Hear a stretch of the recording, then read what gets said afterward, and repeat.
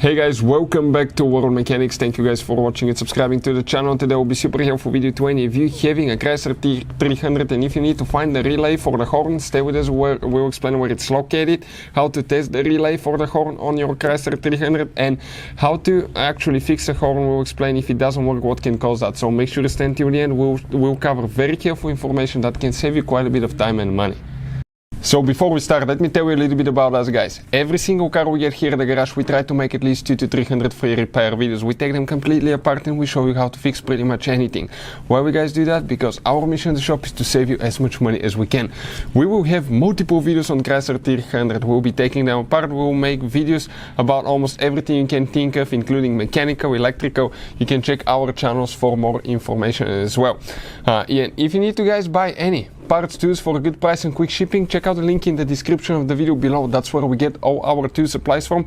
You can save quite a bit of money. You can find all kind of parts, tools, relays, anything will be listed there. So specifically guys, we have a 3.6 Chrysler 300, but even if you have a different engine, the procedure will still be the same. This is the fuse box right here. So that fuse box, that cover here needs to come out.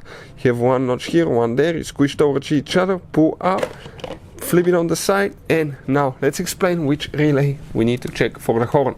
The relay for the horn will be that second relay here. 1, 2. Even if you have missing one, you still count it. Okay, that relay will be for the horn. How do you guys remove that relay? Just grab and pull it, shake it a little bit. Now, if you guys want to see how to test the relay, in just a couple minutes you will be able to test yours.